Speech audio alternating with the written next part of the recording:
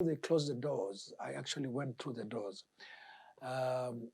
Somebody would have thought maybe it was a staged robbery or something, because the way I went through, I knew all the checks that I was doing and every day whatever I was doing, because I was the accountant of the county, with the sergeant, with the other car's driver. We went to Embu police station.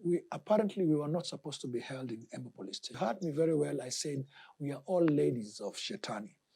The whole of this entire prison belongs to Shetani. Go to the toilet inside here. Only Shetani is supposed to go urinate in this bucket. You're supposed to hold on. And the small guy had actually congratulated me so much, and it was a very bad thing for me to think about, to internalize.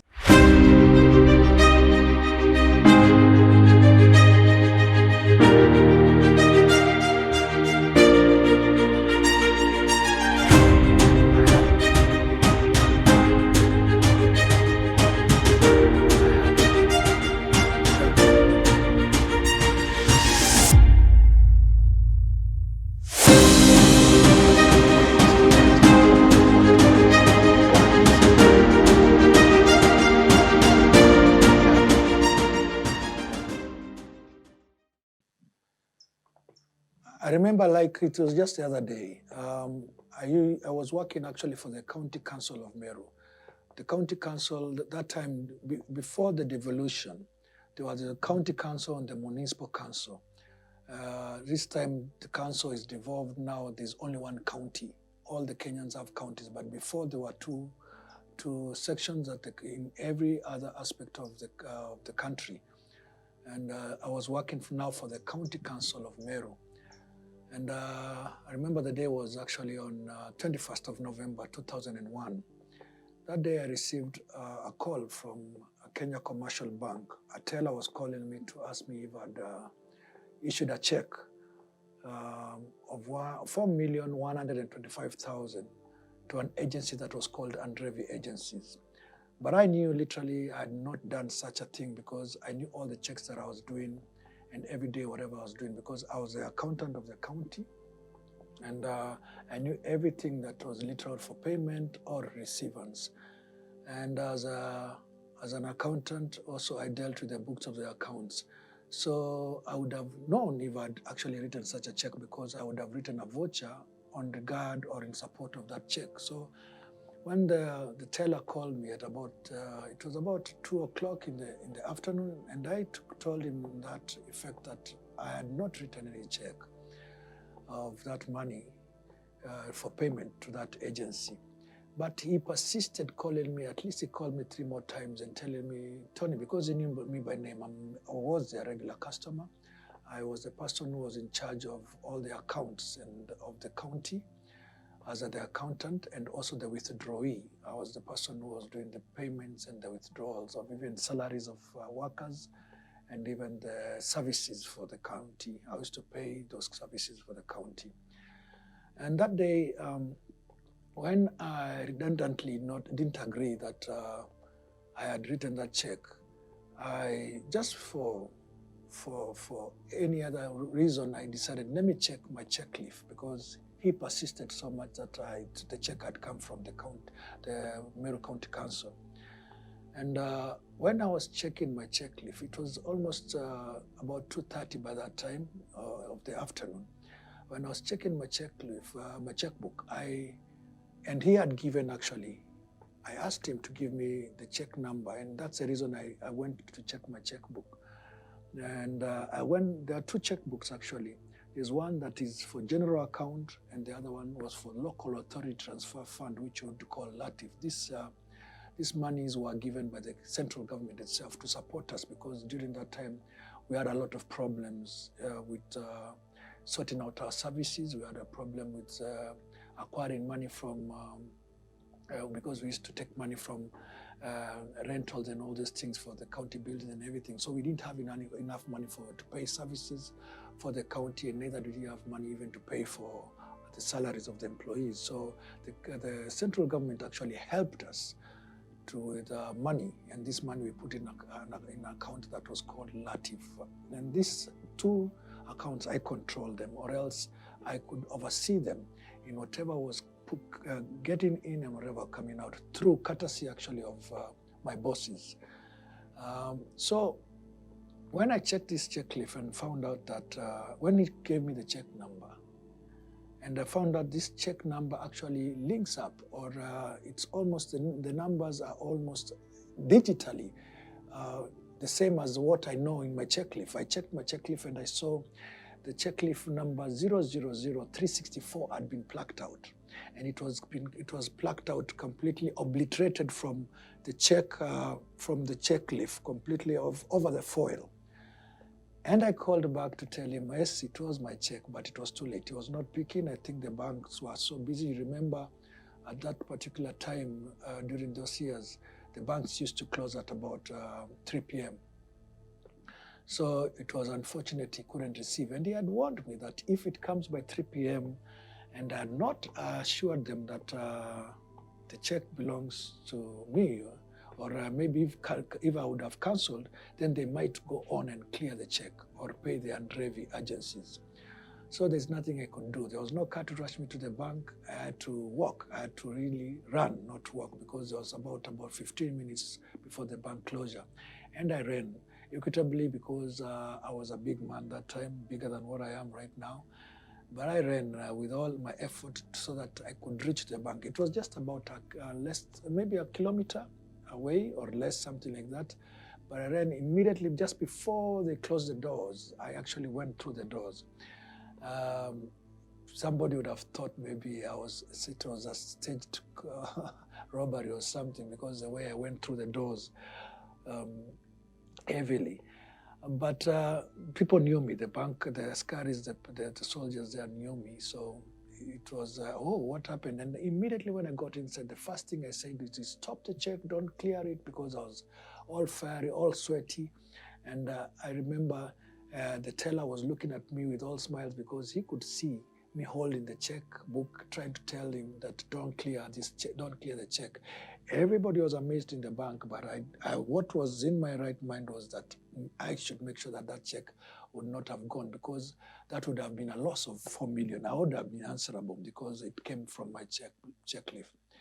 So what went on is that after that, I met the bank manager and explained everything, and I told him that this, whatever happened, is somebody plucked the check leaf from my checkbook, and actually he obliterated the whole of it, because it was cut with a very sharp object on the check leaf, on the check counterfoil, to pull the counterfoil with the check leaf. And after a lot of talk and consultation and everything, I left the bank. And it was a Friday. It was a Friday, actually, not a Wednesday. I remember. And then usually the offices of the government, most of people who work in the government, after about 3 p.m. or 4 p.m. on Friday, it was a closure of time. So I decided to go home at that particular time. But during my walk home, I called my boss. Now, my boss is apparently the clerk of the county. He was the clerk of the county. I had two bigger bosses above me. That was the clerk and the treasurer of the county. And I called them to explain to them what had transpired. And they actually were happy about the situation, or maybe happy, I could say, one of them. And then I left for home. And Saturday passed, and Sunday, very early in the morning, I had somebody hooting at my home, at my gate. And when I looked at who was hooting, it was my boss, the clerk of the county. He used to stay in Thika, that is about 200 kilometers from Meru. And when he called me, when he called in, I opened the gate, and when he told me that he came so that he can get to know literally what happened. He wanted to hear it from me, what really had transpired during that day and what happened. So I went with him through everything, the whole ordeal, and told him how it all started from when the teller was calling me, the KCB teller was calling me, and until when I went to the bank, and what happened, and what we talked with the manager. He was not very content with everything. I could see from his eyes, and the way I see him smitted in the mouth, he was not happy about everything. He walked out and just drove off. He was actually with the driver of the county. But I thought anybody would have felt the same thing because it was an attempt. What if it would have happened? That's what everybody would have reasoned. What if it would have happened? We are actually under help by the main government. Even those funds, if they would have disappeared, what would have happened? Who would have taken responsibility? Not excluding me being part of that and being one of the number ones to have a bigger problem. But then Sunday left, we went to church and with my family, and we came later on in the afternoon, spent the Sunday. Monday morning, when I was preparing to go to work, I had another hooting at my gate, and I went to see it was the same guy, the clerk of the county, my boss. He told me that he had come to pick me so that we can go to the bank very early in the morning. So he told me, you just do what you have to do. I'm waiting here outside, and then just do as quickly as possible so that we can get to the banks before they open. The manager will be waiting for us. So I finished whatever I was doing at home, and I got into the car and we drove to the KCB bank. When we got there, the manager was waiting for us. The doors were open. It was earlier than the banks, at the time the banks were supposed to be opened. And then when we got there, the manager just got to work. Actually, we were seated just close to the teller. I was seated close to the teller. We were the four of us, the teller, my boss, and the bank manager.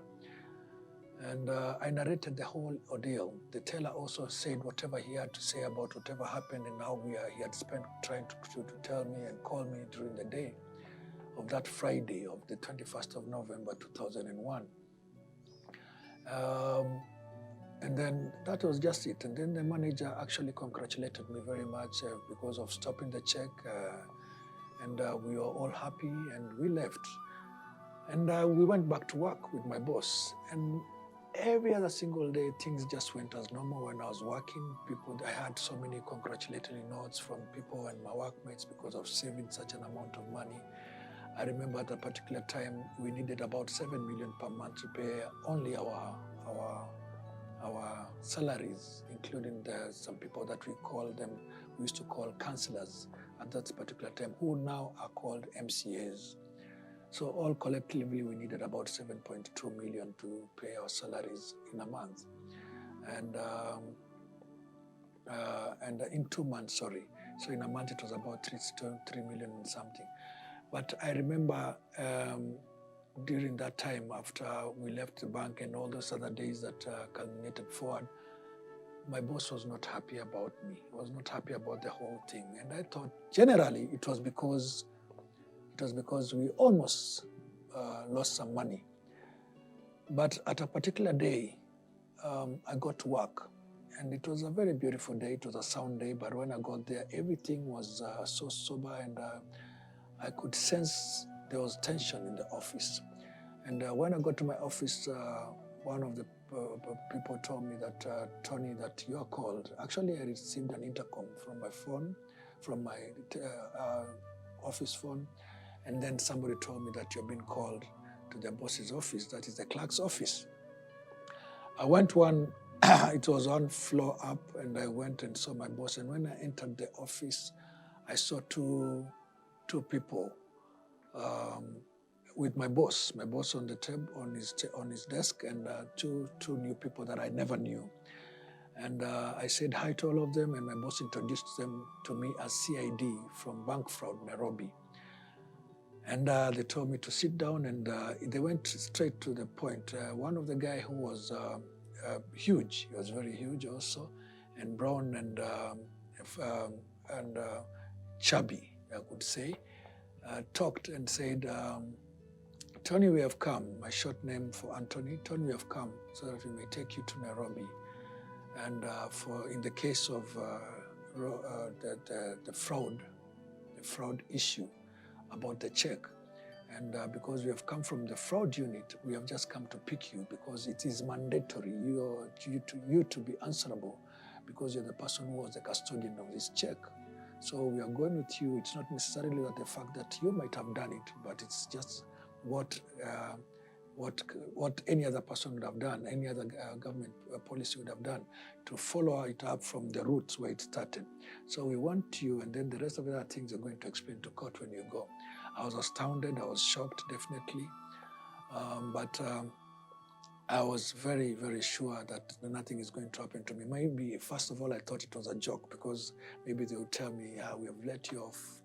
We just wanted to see how you're going to react on this. But I saw my boss sit down and look down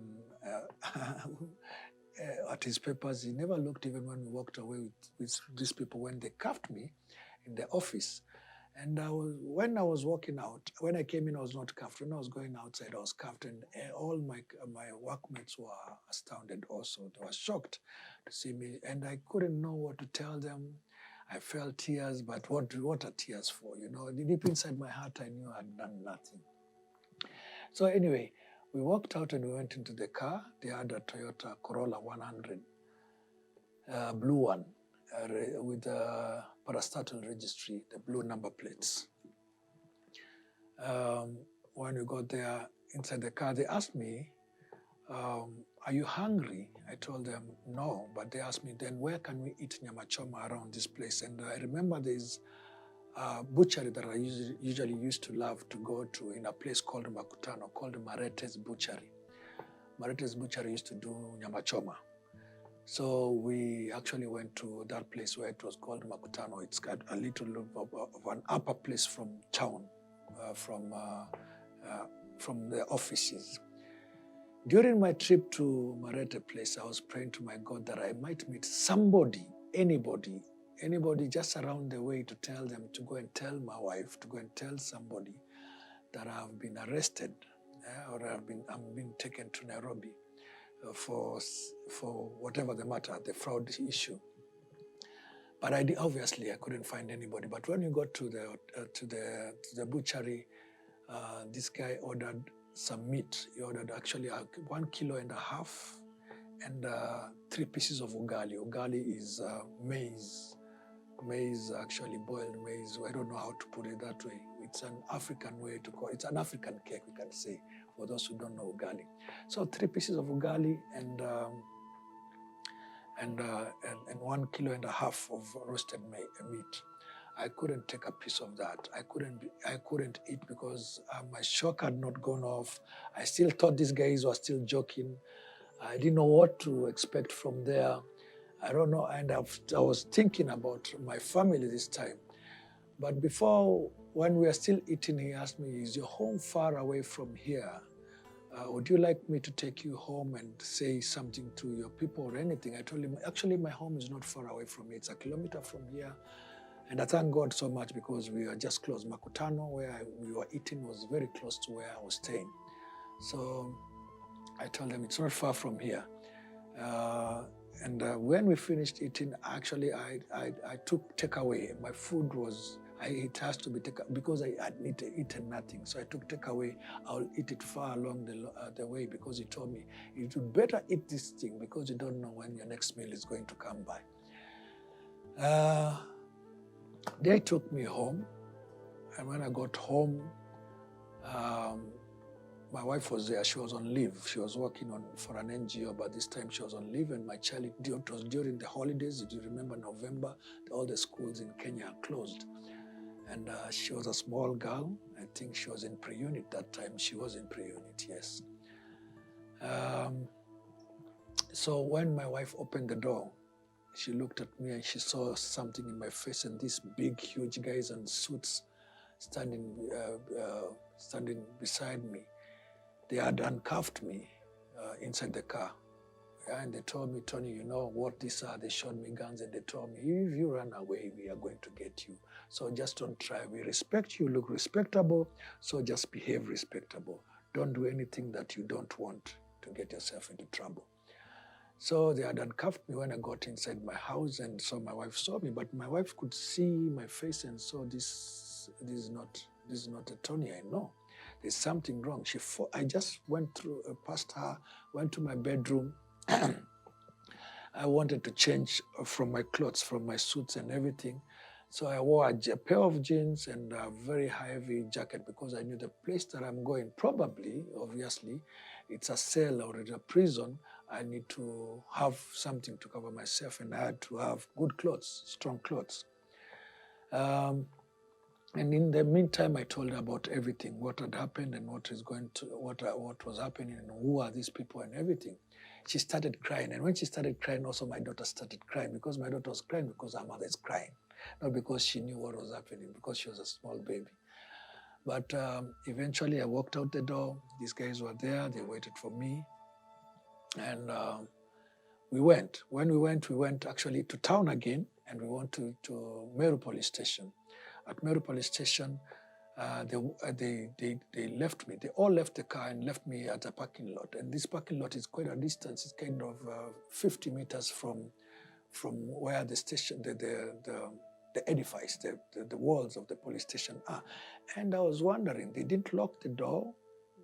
There are two things. Either these guys knew that I'm not guilty, or these guys were sharpshooters, because anybody would have walked away from that car. Maybe I would have opened the door and ran. It's the tarmac road was just closed. I was closer to the road more than I was close. They were closer to me. But anyway, waited for them, and in just a few minutes, about 5 minutes or so, 10 minutes, they came back. And they came back with two other people. And these two other guys, I knew one of them. One of them actually was the county finance committee chairman. A county finance committee chairman happens this way. Well, they used to be called, these people now who I'm telling you, they used to be called councillors, who are now MCAs. They used to have committees in the county that they used to overlook over special issues. Now, the county finance chairman used to overlook over the finances of the county. Some other people, other chairmen would look over other things in the county. So this guy, I knew him because apparently in one way or the other, he was a form of my boss politically, because he looked at all the finances of the county, and I was in the finance department. So I could see him come with the rest of another tall guy and slender brown guy who I didn't know. And they came and they all put in the car. We were all put behind the back seat of the Toyota 100. And I greeted him, "Hello, sir, and how are you doing? What are you doing here?" And he couldn't talk. Neither of us could talk. I was talking because I was surprised to see him come in the same car that I was in. And I was thinking maybe either they are being given a lift, but being given a lift to Nairobi, because maybe he's a chairman, or maybe there was some arrangements with the county. But why was he coming out from the police station? But on our way, one of the policemen, now who I came to learn to was Sergeant Maina, told us, "You guys should better be talking out down there, behind there, because it's a long distance from here to Nairobi, and it seems you people that you know each other. You should be starting to talk, because wherever you've been taken, you might not have the chance to be talking together."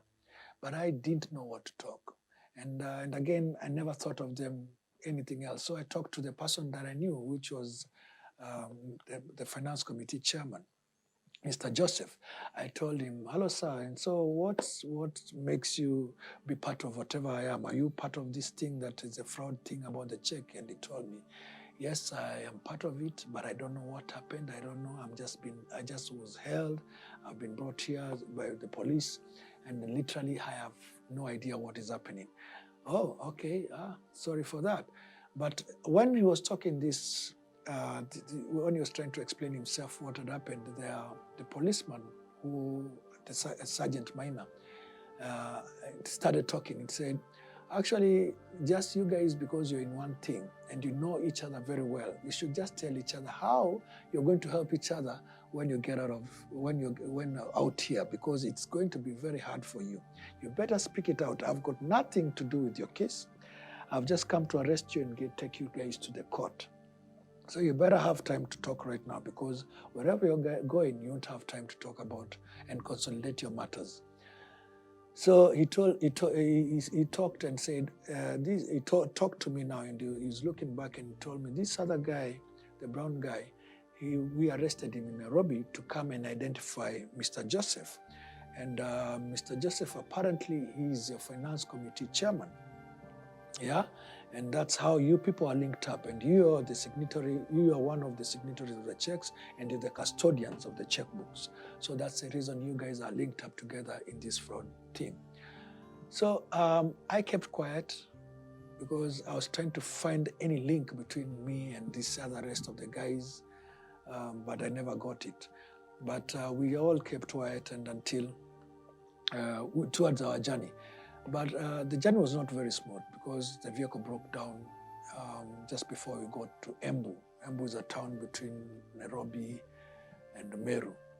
And when it broke down, we had another car had to be called in from Embu police station to come and pick us from there. And this Land Rover that came picked us up, but it left the driver only. And we went with the sergeant, with the other car's driver. We went to Embu police station. Apparently we were not supposed to be held in Embu police station, but it was already late. It was already getting dark. So we were put in Embu police station so that we can be taken the next day to Nairobi police station. Nairobi stations, wherever the police station would have been. So I was so much unhappy because deep inside my heart, I know I've done nothing. So who are these and could they have done? I know them, I know one guy, but could they have done something that made me to be in this position? So when we were in Embu police station, we were told to be put in one cell. I said, I requested if I could be put in a different cell myself. And the police obliged and put me in a different cell, which I was alone inside. But Joseph and the other tall guy were put in a different cell. And I thank God so much about that because in a minute I could hear them wailing and crying because there were some people inside there who were hitting them and asking them for money. These things happen in police stations. People who, when you meet people, they ask you for whatever you've come with and check your pockets and everything, and they beat you up. It's a hazing kind of thing. But I myself, because I was alone, I could just hear them, and I was just alone in my cell. I could just hear them, and I thank my God that I was not part of that, because whatever is in my head, whatever I was going through, was just enough myself for that particular time. We spent the time until while we were inside there at about 12 o'clock. Yeah, at night, the guards changed. And when they changed, the other guy who had asked to stay in the cell for myself actually put us together. He took Gikunda and the other guy, now Gikunda is Joseph, he took them and put them on the same cell with me because we were in the same case. And then when they came, they could not see me because the cell was dark. But where they sat, I could hear them talk, and I pretended that I was asleep, and they started talking about the case, and they started saying, it's time that we tell Tony about the truth, because in any case, he's going to find out, and in any case, we're in this together. Even if we have done something, let him know, and let us all figuratively do something together so that we can sort these things out. After all, it is one case. It can't be more than any other case. It's one case. So when I heard that, I put one of my ears like, Pop, now let me listen to what they're going to say. And then they said, the person who has put us into this problem is the boss, now the boss, the clerk of the county. Because apparently when he saw Tony had stopped this check, it's when he has decided to sell us off, because he knew that without selling us off, even him would be in this trouble. So I started linking 1, 2, or 3 together. But I never knew how Joseph was, how he was inside this thing. Although the fact that I knew he was the chairman of the committee, finance committee. So I continue hearing them talk, and then this other brown guy said that unfortunately they gave me these checks. The only check signature that I had to sign was the treasurer's signature, but I didn't sign the clerk's signature. I didn't forge the clerk's signature. The only signature that I had to forge was the treasurer's signature. I didn't forge the clerk's signature. And I wonder why it all culminated to this, to the fact that I should be brought in by sheer fact that it is him who did all these mistakes. The check was very well, and the forgery was very well done. So I learned this slim guy was a forger. And I learned that Mr. Joseph probably could have been the one who actually gave him the check. But how? It never hit my head. But eventually at about 4 o'clock in the morning, I asked them. I now kind of really had to talk to them. I really had to talk to them. This was too much for me to take. I sat up and told them, now I've heard almost everything that you guys have said.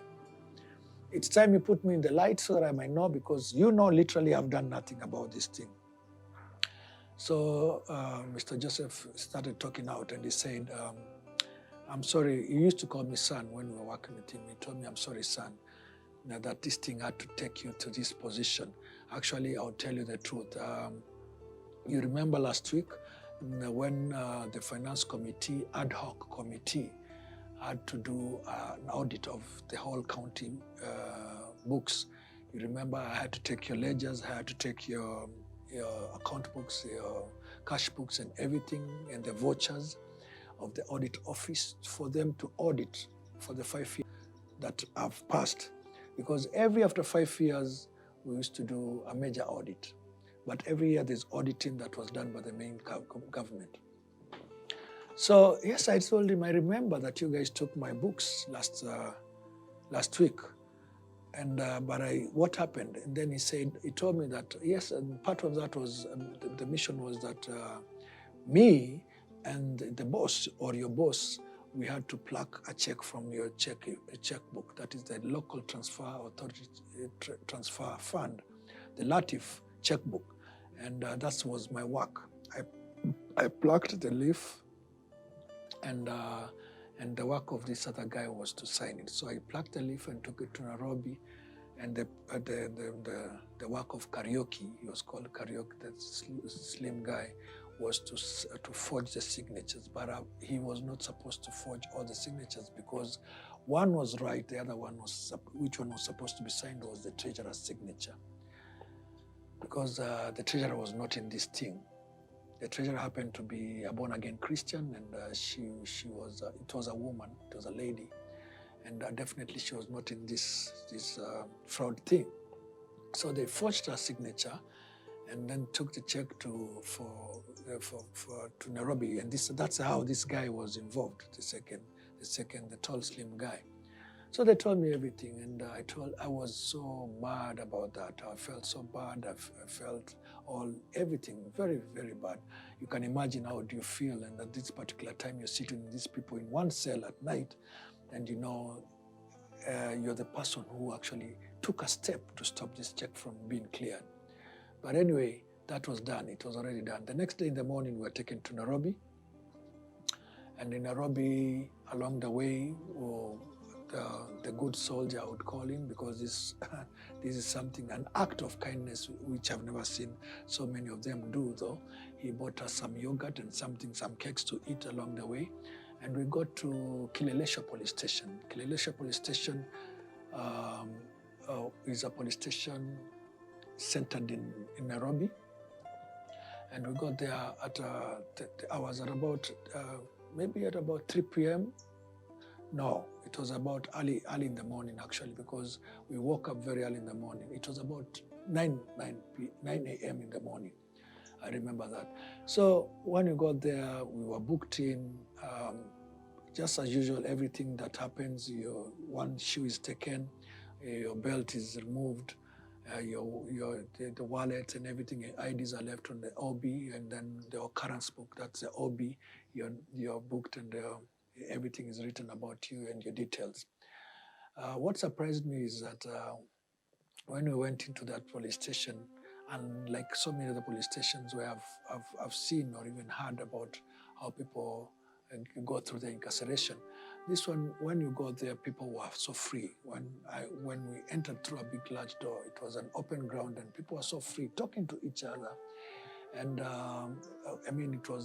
people were mingling all about, from cells to cells, or adjacent cells, and then a big field in between.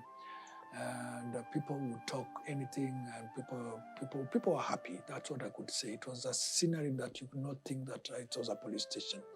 And though it was during the day, normally ladies are put aside from men.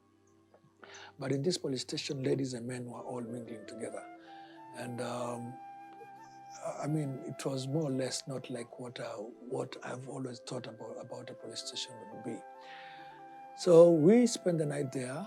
I met a friend, Dennis, there, who told me that this police station is a little bit different because most of the people who are taken in there are people of high-profile cases, fraud cases, people who have done things with millions of tunes of fraud, cases of millions of tunes of money, and politicians who have done something, maybe they are also put inside there. That's why there's a little bit of laxity when it comes to some rules. But we spent there a couple of days, I remember. And then we were taken to court on a particular day, on a Monday, very early. I think it was, can I remember the dates?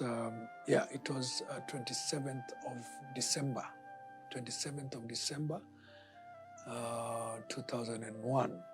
Even Christmas passed when I was inside those cells, and you can imagine those days just passed by because you can't remember it was Christmas. But we celebrated Christmas there. Thank God my mom came by, my wife came by also, and they stuck within the vicinity, within Nairobi area, so that we can always be able to talk about issues, about whatever was going through my case. On that 27th of December, I was taken very early in the morning with the rest of the other two of us, because we were in one case. And in court, we took plea. And the plea was, we were charged to 2 counts. The first count, stealing the check leaf that belongs to the county. And the second count was the fraud in the county of 4,125,000. And on all those counts, we all pleaded not guilty. And we were given a bond of 30,000 each. And before you give out the bond, because nobody had that money, and it was in cash, nobody had that money at that particular time, then we had to be remanded or put in a place for holding while we pay. And the only place for holding or remand at that particular time was industrial area prison. So we were taken to industrial area prison. And in industrial area prison, this count I'm putting it, or this story I'm putting it, it's my first time to get into a prison. So it was shocking to see those things that I've always seen in televisions, those things that I've always heard from newspapers, and to know literally that I was going to in the industrial area prison, literally myself, you know. We got there about 3 p.m.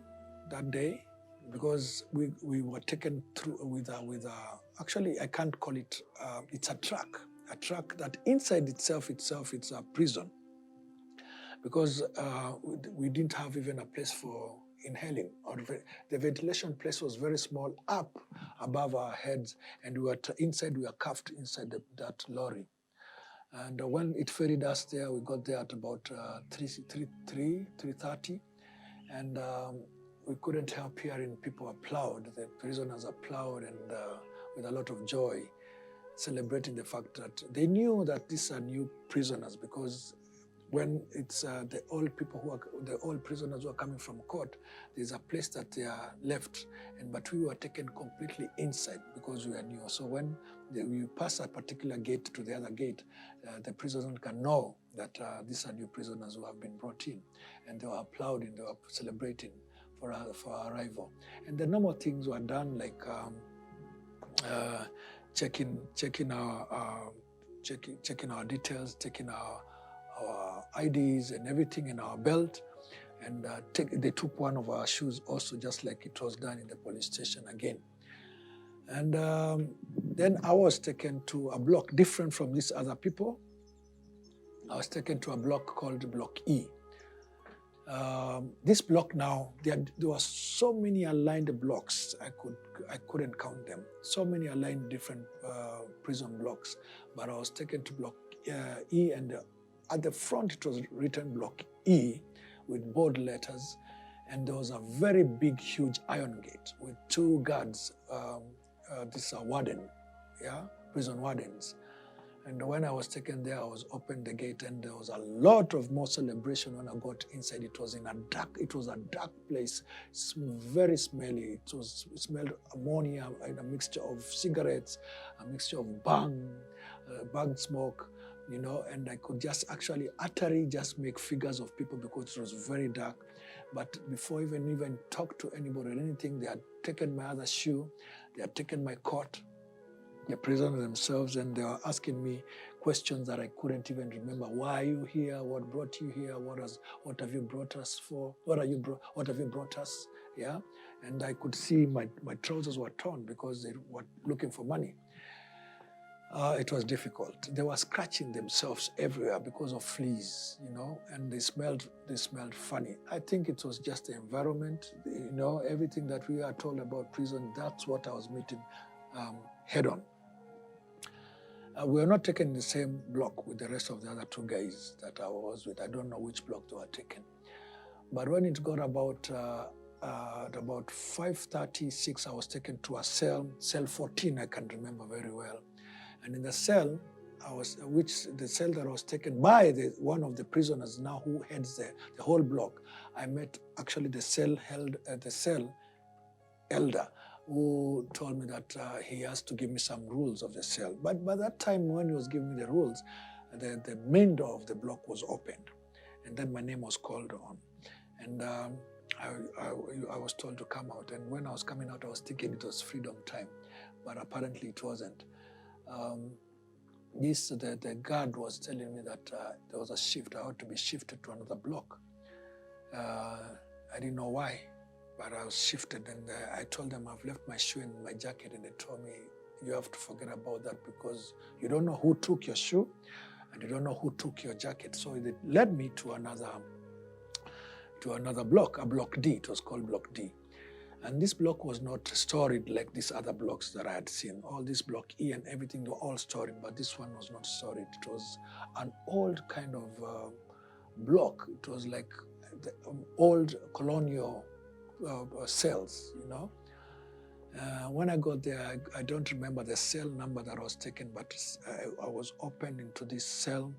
And when I got inside, I was shocked because only 3 people were inside. There were only 3 people, and one of the things that I noticed was a small radio at the corner that was zooming some very good music, light music, I would say.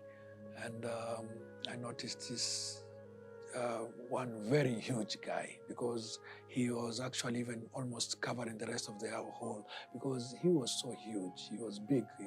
I could say maybe 7 feet something, and black. The guy was extremely huge and black. And he looked at my eyes, and I looked at his eyes. His eyes were red, crimson red. And he sat at the corner. He had no clothes on, and he was wearing these very tight boxers that actually you could see all his manhood. Yeah, you could see all the makeup of his manhood. And when he stood, he shocked me because that height was, I'm 6, but he was taller than me and very huge.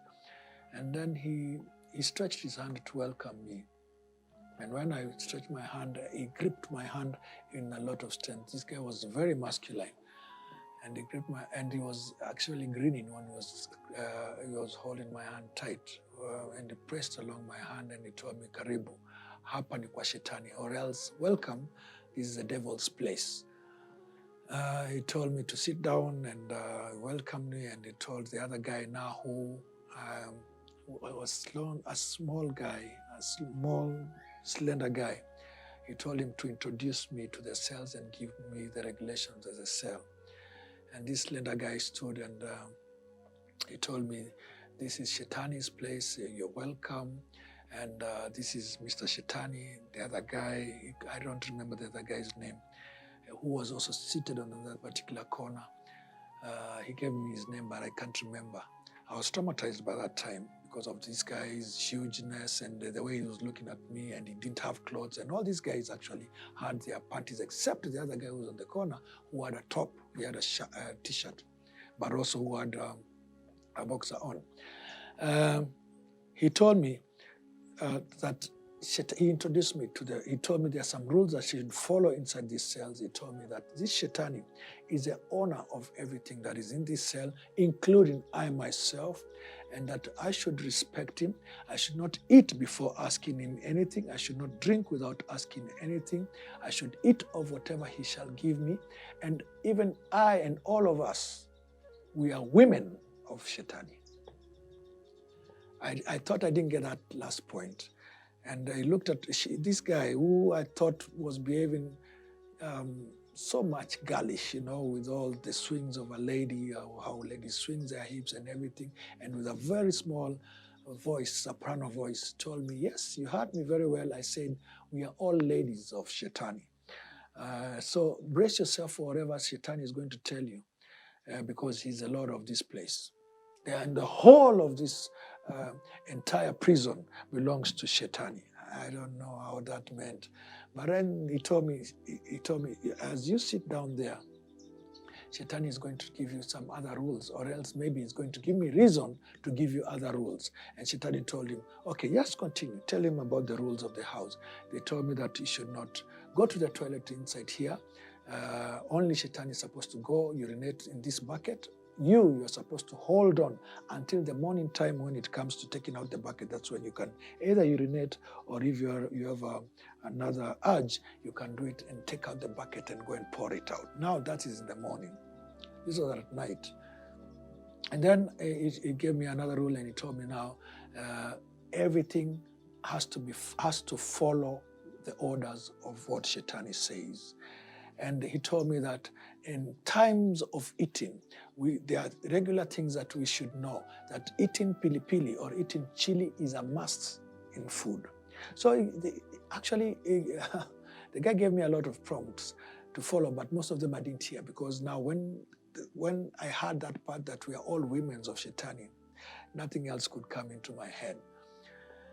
So the last thing I heard is this guy, I'm almost calling me a she, told me that remove all your clothes. Right now, remove all your clothes and remain with your boxer or your panty. And I was like, I started smiling because I didn't know, are these guys serious about what they're telling me, to remove clothes? I just came in, me to remove clothes. And before that, I had a big bang, and my head hit on the wall, and I felt like my head could explode. My eyes popped up, and I started oozing blood from my nose and on beside my mouth. And because Shetani had slapped me, a very hard slap. I didn't know when he moved his hands, because his hands actually, when this other guy was talking, was inside his panties. I didn't know when he moved his hands to hit me to that extent and that hard. And I was bleeding profusely, and nobody was choking. I couldn't wipe myself with anything except the clothes that I was now removing, because I started removing my clothes. I removed my shirt and my trouser. At that particular time when they told me to remove, and I remained with my panty because I was bleeding. I was confused. I didn't know what to do. I bled for a couple of minutes before it all stopped. And they were all quiet. And there was this little music that was going on the right side of the corner. And I remember also I see on the other corner, because within the four corners, only Shetani was sitting on one corner, the other guy was sitting on the other corner. And the music and the radio, the small radio, was adjacent to a coil that had some pot. There's a pot that's cooking on that coil. Whatever it was, it smelled eatable. Yeah.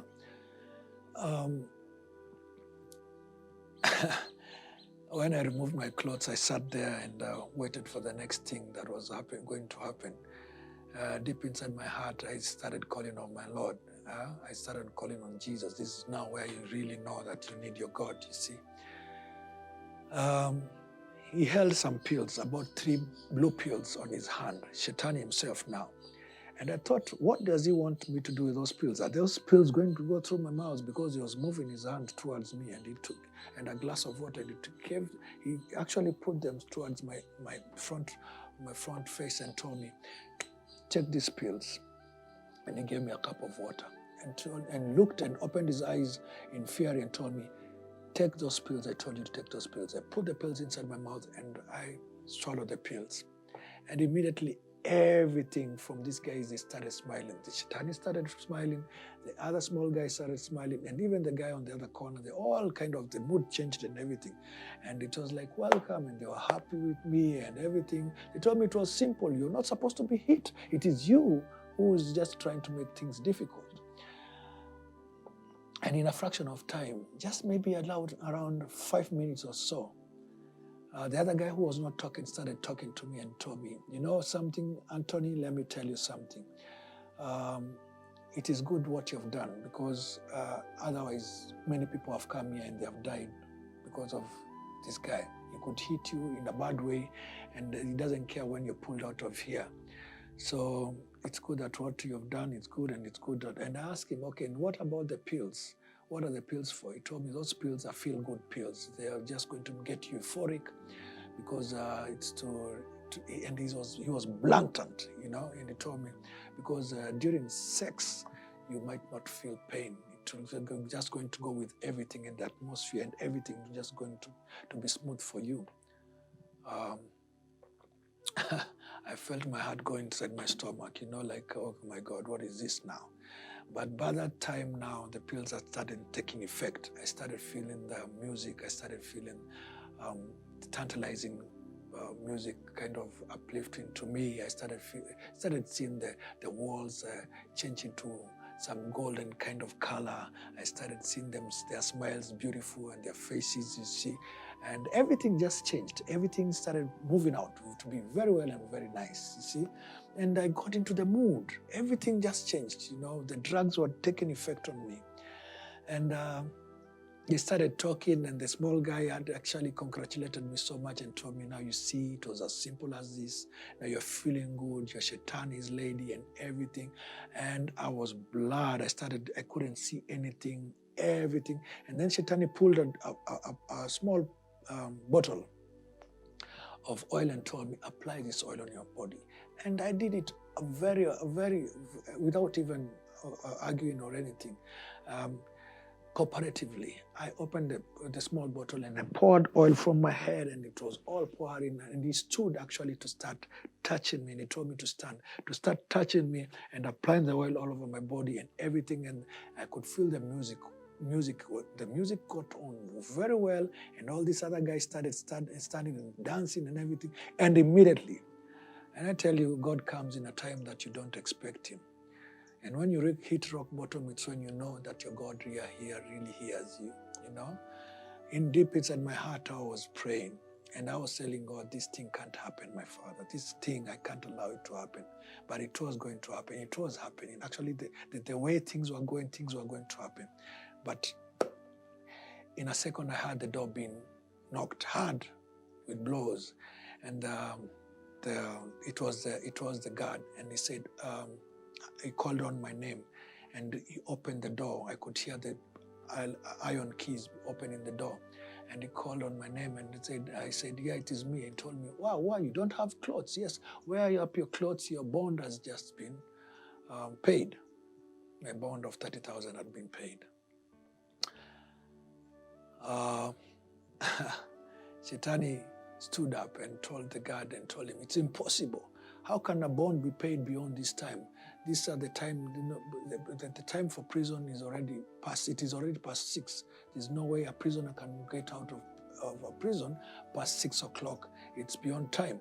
And then the guard just looked at him and just waved at me and told me, just come out. I came out with my clothes, wearing whatever I had to wear, and quickly I moved out. And Despite the fact that I was disillusioned, I could not figure out what I'm doing and what I'm thinking. Something inside my heart, I knew I had attained a freedom that only God could have done it for me. And I walked to the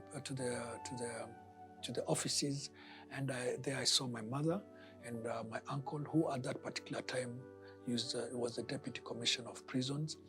They saw me. They told me, "You're good to go now. We are sorry it had to take a long time, but we are going home right now, and you have paid the bond." So I was cleared and everything, and my papers were done.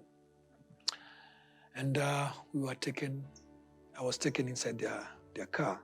Inside the car, my mom couldn't stop looking at me because she was wondering, how come I'm also oily? My face is oily, my hands are oily.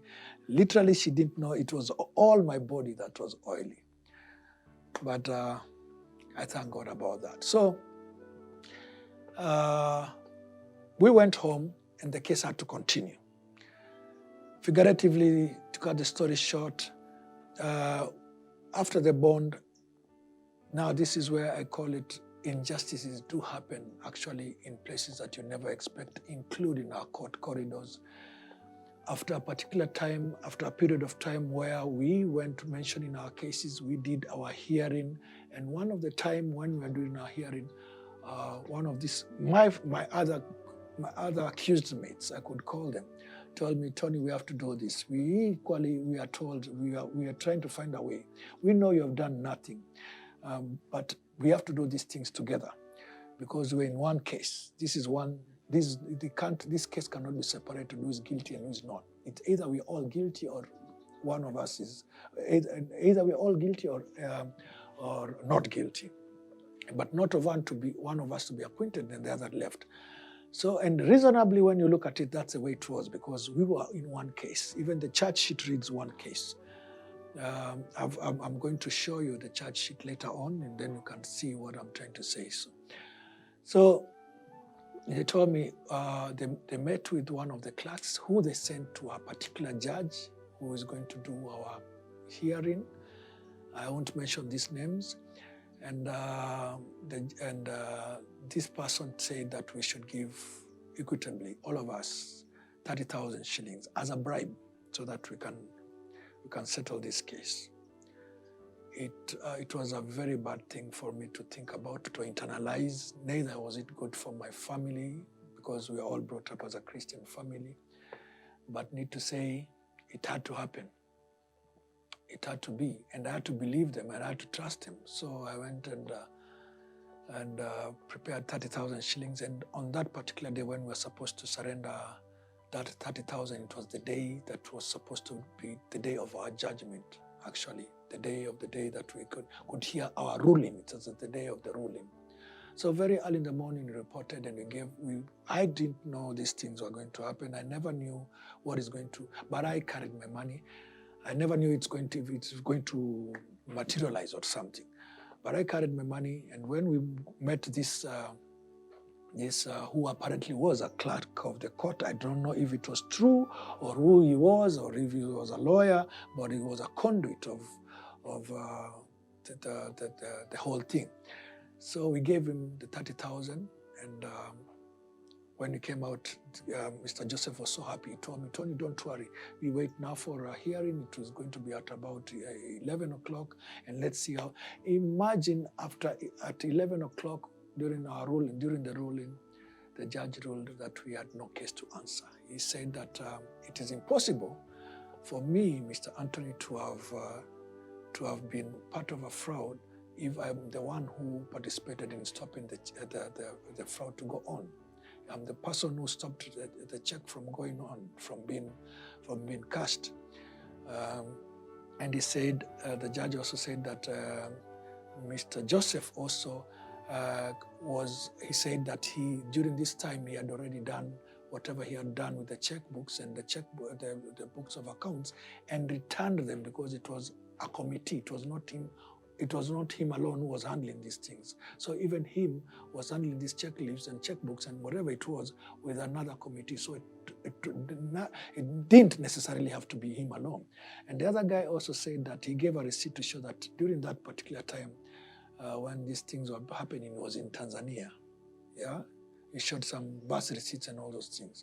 So anyway, it was an alibi. They were just alibis so that we can be all acquitted, and we were acquitted, and that was it. And we were set free. We had paid 30,000, and that was it. Yeah. So that day I left the court. I didn't want to see them. I never wanted to talk to them. I left the court, and I just wanted to go straight home. Straight home, straight from Nairobi, from Milimani Law Court, straight to Meru. On my way home, I passed through. We used to board our cars, and I think even right now they still board our cars, Meru PSV vehicles, from a place called Luthuli Avenue. And I went there, and the first thing I saw was a wines and spirits shoplet, and I entered there. I decided to take a couple of whiskey shots before I went home for celebration.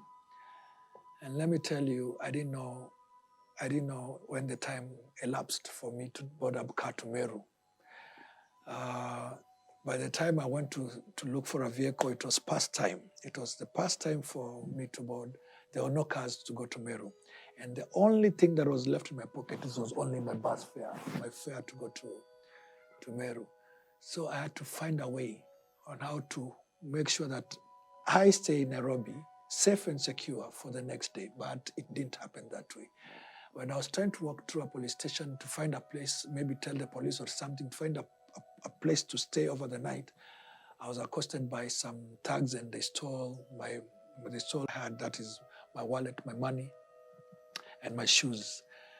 And while they were moving away, it was drizzling at that particular time. I think it was about 8 o'clock at night.